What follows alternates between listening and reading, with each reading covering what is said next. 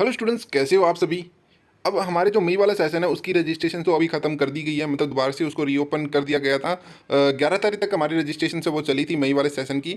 अभी आपका एग्ज़ाम्स है, वो आपके एग्ज़ाम डेट्स भी आपको सभी को पता होगा। एग्ज़ाम डेट फिर से मैं आपको बता देता हूँ। आपकी एग्ज़ाम डेट्स है वो 26 से लेके आपके 2 सितंबर तक आपके एग्ज़ाम्स है वो चलने वाले हैं। ठीक है, अब कुछ और इंपॉर्टेंट पॉइंट्स जैसे बार बार में एडमिट कार्ड से रिगार्डिंग भी वो मैंने पहले भी आपको बता चुका हूँ। 17 तारीख से लेकर 20 तारीख के बीच बीच में आपके एडमिट कार्ड है वो जारी किए जाएंगे।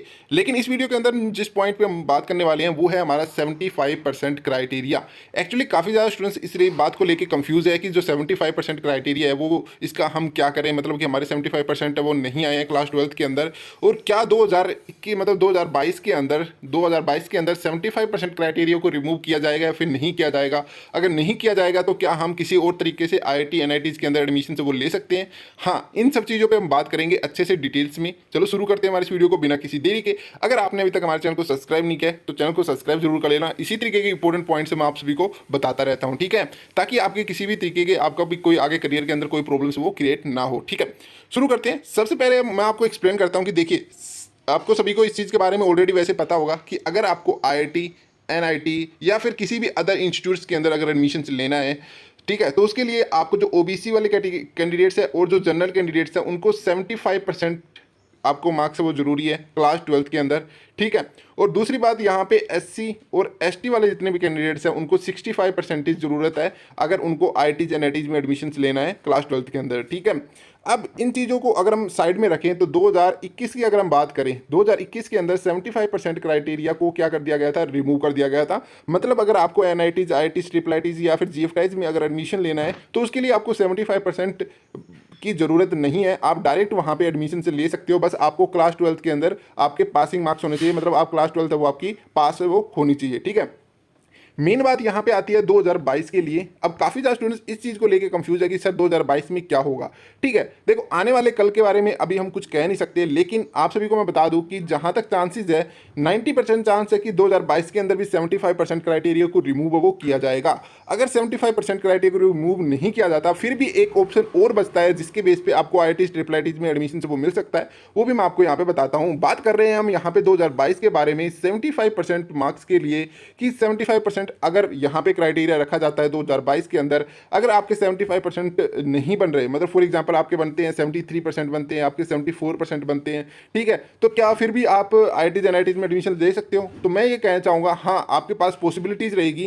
कारण इसके पीछे मैं बताता हूँ। एक और चीज़ है जो जी मीन्स इस चीज़ में अप्लाई करता है कि अगर आपके 75% नहीं बन रहे हैं तो यहाँ पे एक चीज़ और निकल के आती है जिसे कहा जाता है टॉप। क्या आपको पढ़ाई में आ रहे हैं डाउट? 5 सेकंड में सभी डाउट को आउट कीजिए बस डाउटनेट ऐप के साथ। बस आपको क्वेश्चन की फोटो क्लिक करनी है, क्रॉप करना है, विद इन 5 सेकंड के अंदर आपको उसका वीडियो सॉल्यूशन मिल जाएगा। चाहे वो आपका फिजिक्स केमिस्ट्री मैथ बायोलॉजी का हो या फिर आपका CBSE board UP Bihar Maharashtra या फिर किसी अदर स्टेट्स का हो, या फिर आपका क्लास 6 से लेकर 12th IIT JEE mains and advance या फिर नीट का क्वेश्चन हो, 5 सेकंड के अंदर सबका सॉल्यूशन मिलेगा।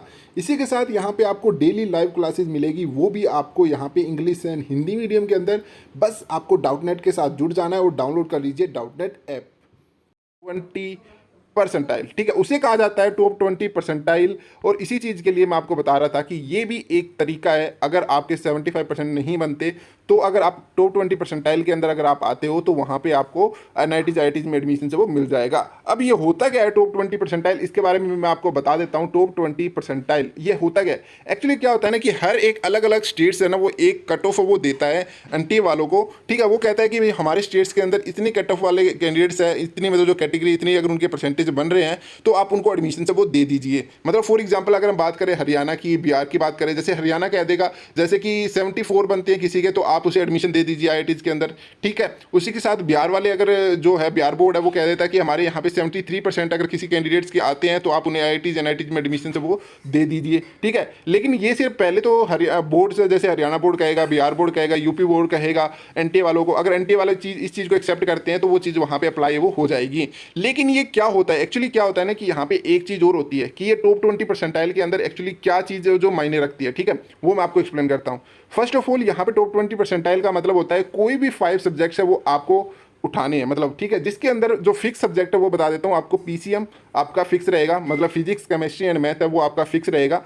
उन तीनों सब्जेक्ट्स के आपको मार्क्स है वो ऐड करने हैं। उसके बाद यहाँ पे आपको जो आपके बाकी सब्जेक्ट्स बच जाते हैं, काफ़ी स्कूलों के अंदर क्या होते हैं कि 3 सब्जेक्ट्स और भी होते हैं, जैसे किसी में इंग्लिश, हिंदी, मैथ, साइंस, ठीक है, नहीं सॉरी साइंस तो हमारा पहले भी आ जाता है, फिजिक्स, केमिस्ट्री, मैथ के साथ।